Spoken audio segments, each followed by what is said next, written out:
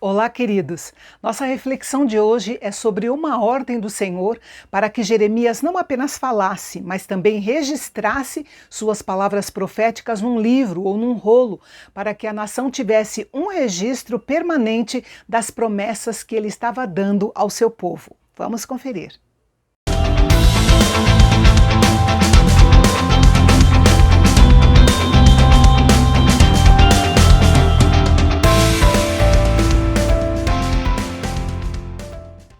As palavras anteriores de Deus foram obviamente registradas por Jeremias, mas houve uma ênfase especial no registro das palavras deste capítulo, provavelmente porque, além de consistir em promessas de restauração do povo, seu cumprimento final seria muito distante dos dias de Jeremias. Desse modo, as profecias escritas não seriam esquecidas, mas estariam à mão para sempre serem lidas pelo povo, para que eles mantivessem sua fé e esperança em Deus. O tom geral das palavras do Senhor era de esperança e otimismo. Esses registros também serviriam para testificar a verdade de Yahvé e a verdade do profeta quando suas palavras se cumprissem. Jerusalém estava nos estágios finais de um cerco de 1 ano e meio que terminou com sua destruição pelos babilônios. A situação, humanamente falando, não poderia ser mais sombria. Mas, nesse momento, Deus ordenou que Jeremias entregasse ao povo uma mensagem sobre o futuro. Deus prometeu que traria o seu povo de volta do exílio para a sua terra. Esta é uma promessa declarada muitas vezes ao longo do livro de Jeremias, sempre acrescentado de algo mais que aconteceria num futuro mais distante, quando o Messias viesse. Isso é especialmente percebido pela última frase deste capítulo, que nos últimos dias eles entenderiam isso. Profeticamente, Jeremias via além do seu presente e futuro próximo, ele via os últimos dias. A menção de ambos os reinos, Israel e Judá, é outra dica de que esta profecia escrita falava de algo posterior e maior do que o retorno do exílio babilônico, embora o reino de Judá agrupasse pessoas de todas as tribos. Jeremias descreveu poeticamente o terror do povo judeu, tanto de Israel quanto de Judá, em um dia de grande calamidade que ele denomina aquele dia. Esse termo é frequentemente usado nas escrituras proféticas para introduzir informações sobre o dia do Senhor, um tempo futuro ou os últimos dias, quando Deus julgará as nações do mundo e restaurará os judeus à sua terra. O que Jeremias descreve aqui parece estar além das invasões e exílio da Babilônia. Ele parece se referir a um tempo vindouro de catástrofe designado para o povo judeu, também descrito vividamente por Jesus no discurso do Monte das Oliveiras. Por meio desse tempo de angústia incomparável que virá sobre o povo judeu, Deus os resgatará e lhes trará sua salvação. Jeremias está afirmando que antes que a promessa de restauração seja cumprida, a nação deve ser severamente disciplinada, mas não ao ponto de ser destruída ou eliminada. O falso profeta Ananias, anteriormente, havia usado o símbolo do jugo quebrado para trazer falsas esperanças ao povo de Judá.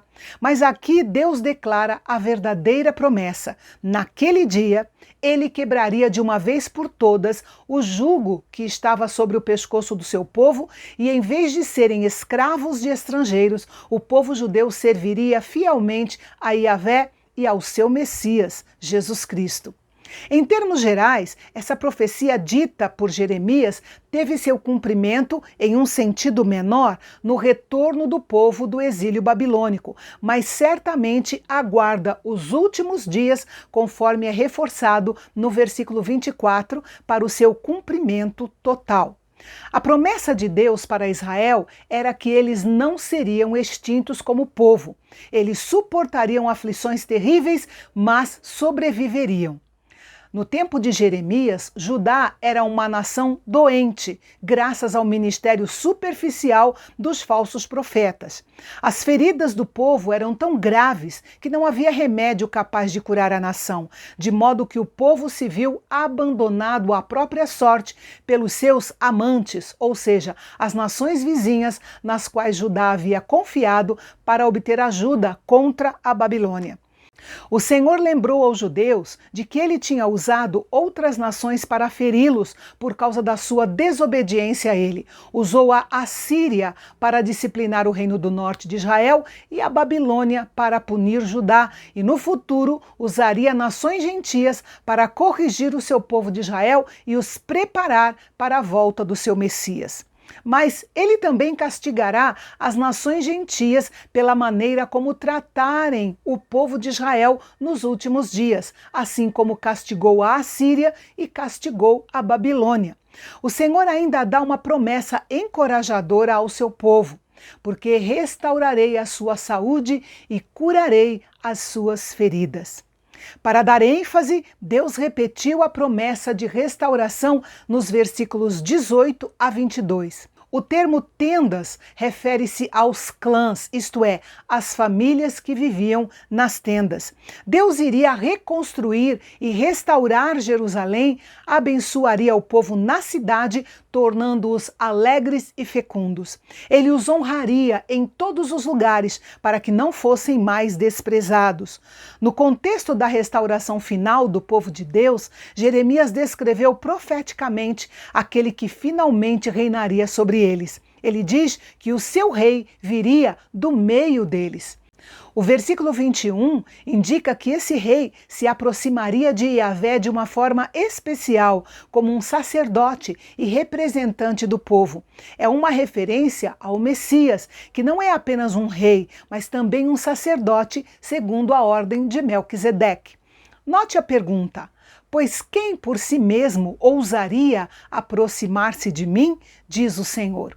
Yahvé não fez esta pergunta porque não sabia a resposta. Ele fez a pergunta para chamar a atenção para esse rei, perfeito em obediência e em coração, e que poderia se aproximar de Deus Pai como sacerdote em nome do seu povo.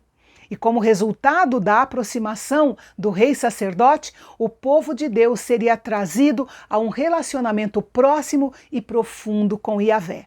O termo tempestade ou redemoinho usado aqui é uma figura do julgamento de Deus, vindo como uma tempestade sobre os ímpios, trazendo destruição sem condição de ser contida ou controlada. O julgamento de Deus era certo. Em sua misericórdia, ele podia adiá-lo por muito tempo, mas com certeza, em algum momento, ele viria. E esse julgamento era a clara expressão do amor de Deus pelo bem e o seu desagrado pelo mal. E o capítulo termina com a frase: nos últimos dias vocês entenderão isso. Deus nos lembra que muito neste capítulo espera até os últimos dias, quando todas essas coisas terão sua plena realização e cumprimento.